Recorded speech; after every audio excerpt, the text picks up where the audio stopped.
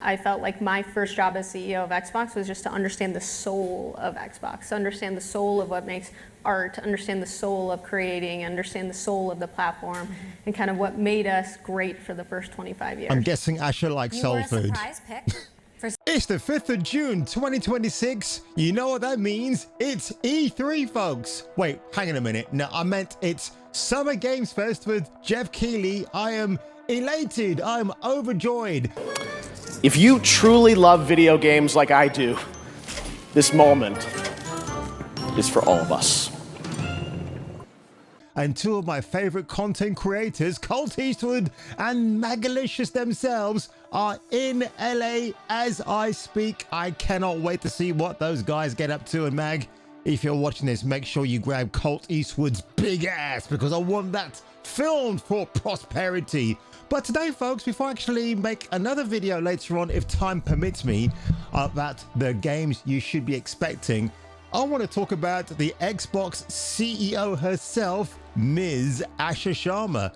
Look, I've been critical about her. Many other people have been the same as well, but she gave an interview to Bloomberg TV recently, hosted by Emily Chang, who, let's face it, a bit of a looker, and really did grill Asha about the future of Xbox, the games, why have games been delayed. It's an incredible interview. It actually lasts 60 minutes, and I might give you some reactionary shots here and there, but I just really want to input my own thoughts and feelings into this video today. So if you end up liking what you see, give it a like, smash that subscribe button, and let's get into today's topic.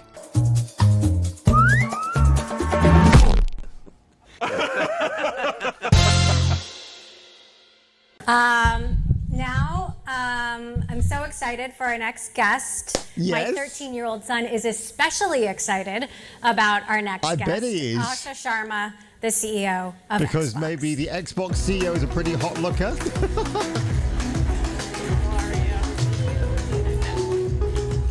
By the way, can somebody tell me what sneakers Asha is wearing? You're 100 I days should in. know, but I don't. 100 days in. It hasn't been uneventful. It's You haven't been- wasted a it's second. been wild. Gamers have gone from saying you were going to kill Xbox to putting your face on Jesus memes. How would you describe the first 100 days?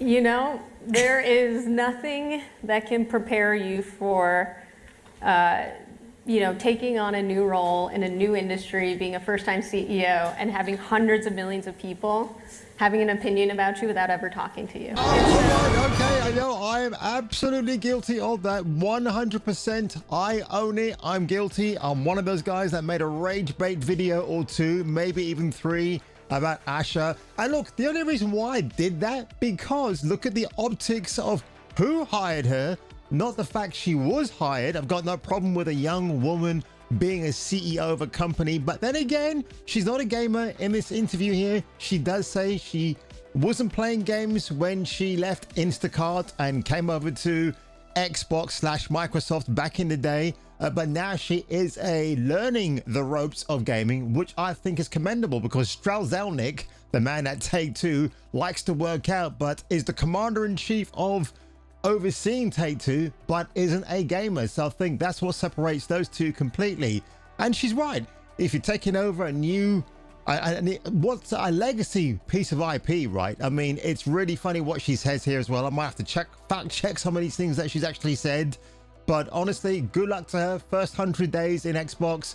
I mean, she's gotten rid of Copilot, which she talks about here, because nobody wants to play a video game where it's telling you through AI what you should do next if you get stuck, or offer this suggestion or offer that solution.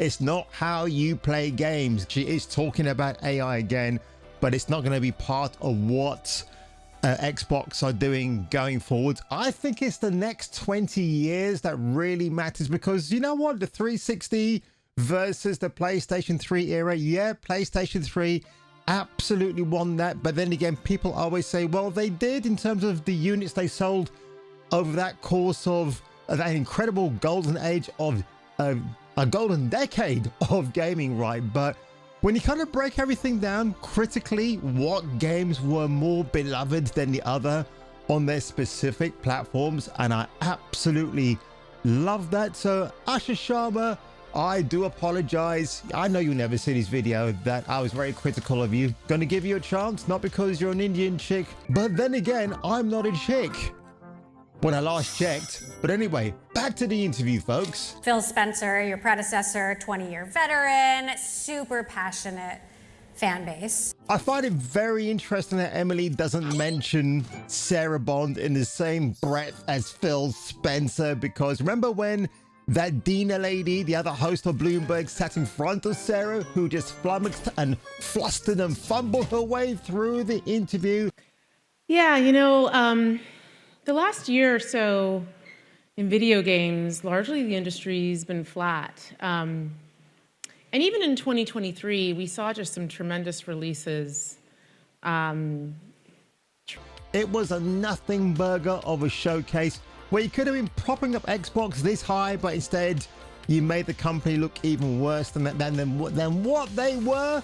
And I suspect that maybe when Satya Nadella saw that, he probably thought, you know what? Just give it a time. I'm going to get rid of Sarah and Phil, because again, Phil sent Sarah into the firing line. It should have been him sat there taking the brunt of criticism that Bloomberg had lined up. Then you see, oh gosh, over 1 billion people play on Xbox every single year. 70% of Americans spend at least 1 hour every single. Unlike the Sony fan base who play every single year. Did you see the State of Decay delayed played showcase this week? It was a mitigated disaster. And honestly, if Xbox don't look at that, they don't seize the opportunity, go in there, fist up Thanos' butthole, ripping out from the shreds of humanity, we could get the return of Xbox, as we've all been saying for years now. Phil Spencer, I love you. Sarah Bond, I might have a drink with you, but don't tell me what your pronouns are, love. My name is Sarah Bond. My pronouns are she, her, and I am the head of ecosystem. If they don't really seize the bull by the horns and do what's expected of them, then this might be the last chance to get to do anything of, I'm not going to say value, because they still got great third-party and first-party games. Let's get it straight. First-party video games coming out in the next 12 months, because that's the whole point of Asha Sharma in her first 100 days at Xbox and going forward. It's the next 12 months of video games. What's coming out? What is officially coming out, as opposed to, hey, we're going to name drop this title and 10 years later, it still hasn't made an appearance. Yeah, I'm talking to you, Elder Scrolls 6. And we've got great people working on AI to help enable every enterprise, and I wanted to. I gotta say, this woman is 37 years old, and all I can say, folks, is what a smoke show. Back to the interview. Project Helix, the next Xbox. Can you show me how big it's going to be, like with your hands, maybe? No. And this is the point where if I was Asha, I'm sure she's got a sense of humor, but I would have said, Emily, it's about this big. You satisfied? But again, the reason why she's not showing that, because I guess she knows the specs of the Helix. Do I care about the Helix? Not really. The Elite 3 Xbox controller, which is meant to be getting a reveal this Sunday at the Xbox Showcase. I'm kind of more curious about that, actually. But come on, ladies, back to the interview. I'm loving this. I'm having a ball today. See you soon. Bye. But for this to pay off, it's going to have to be pretty expensive for all of the reasons that you just mentioned. Do gamers still care enough to I shell think out it's that expensive if we do not innovate, and I came to help that problem. I think that, look, it is natural that prices go up. Every generation around us is raising prices, but I don't think you can raise prices through the hardware crisis that we're seeing, and so it will require a fundamental change in terms of how we innovate and how we think about the business models and how we go bring this to market, and we're working on that. With Asus, which is our partner on handhelds, that can happen on generation. Don't you like the fact she had to bring in Asus into the mix? Very savvy woman, told you. Entertainment to them. And a console is great when you're at home, and we're going to have to look for other ways to help serve that audience.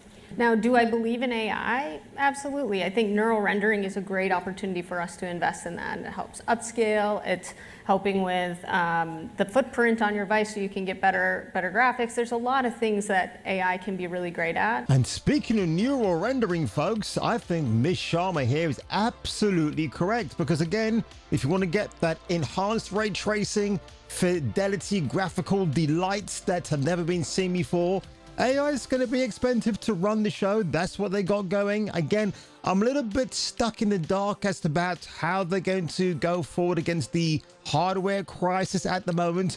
Maybe sourcing the stuff cheaply from China, but I don't know how that goes against the current POTUS's policies about exporting things in illegally or legally from China, because he obviously is not a big fan of that country. And again, if you saw Gamers Nexus 3-hour documentary where he was able to procure hundreds of AI GPUs and bring them back to America without any issues whatsoever, they might consider something like that. Or maybe they've got another mysterious third-party option that you or I don't know about. And I think it's rather fascinating, don't you know, folks? If you think about it, Microsoft has invested more aggressively than nearly anybody in this category over the last 6 years. We've bought Activision and ZeniMax. We've invested in our core platform. We've invested in hardware cycles. We invest in subsidies even when we're losing money because of memory and. Now listen, Sharma, you have invested in ZeniMax and Bethesda and obviously Activision. But what I want to see is a massive super team. You get those teams together and you give us something fantastic. If I remember, I will come back to that point at the end of this video, folks. I think it's entirely possible, though, that AI represents a new category of games and a new type of development and enables more people to create and participate. And we'll keep an eye on that, and we'll see how we best serve that. And that's a very interesting point, because again, while people think, oh my God, AI is going to replace us, it can't, because AI needs the human touch, as sung by Rick Springfield back in the day, to keep it going. AI can't run by itself. It needs human interaction. So when she talks about there's going to be a new genre, a specific type of game for Xbox, this is fascinating to me. I'm really, really excited. I can't wait to see what that involves. I've got an idea of what it could be, but then again, you know, you've got the tools at your disposal, Asha, but again, can AI, well, it can, I suppose. Can it replace actors and actresses for voiceover work for these new type of games? Or will there be games that don't require those performances? It's going to be rather interesting. I'm really, really excited about the future of Xbox. I think it's going to be magnificent. Shows have these great, you know, theme parks have these great attractions. I don't think you can do that in reverse. And so at the core, we will always think about how do we make great games. By the way, folks, are you paying close attention to the Xbox logo all in uppercase letters? If you're going to get it official, do it on Bloomberg. So I guess that shuts that argument down about logo gate. If you've heard the drama about that, it's pretty ridiculous.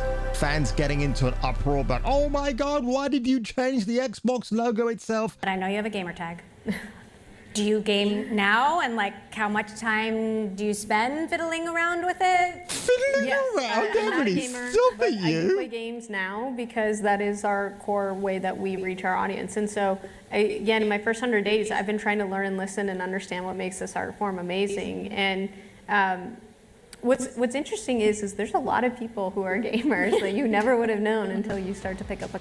That delivery, oops, I just turned myself off. That delivery is uncanny. Do you remember when Victoria Alonso, when she used to work at Marvel, gave a very nuanced, no, it's not nuanced, I'm just kidding.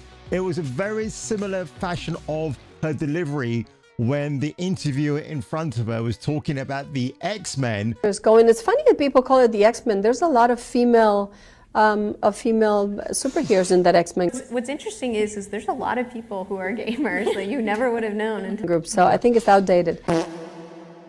Look, we're the #2 publisher in the world, and in order to be a great publisher, you must Have great responsibility. Have your games reach large audiences to play. At the same time, we're increasingly becoming a platform. In order to be a platform, you must have exclusive content and services. And so we're looking at that very closely. I think that we have to be very thoughtful about each title on how we want to think about it and learn from similar cases in the industry, and that's what we're doing.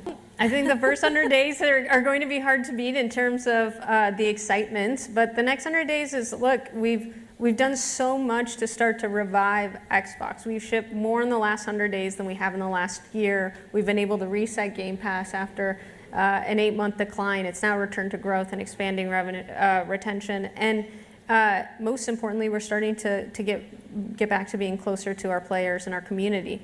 I think the next 100 days, we have to reset the business. I tell you what, I'm going to cut the interview right here, folks. If you want to go over and watch the actual official Bloomberg interview with Asha Sharma, it's 1 hour and 4 minutes into the actual 3 hour and 36-minute presentation.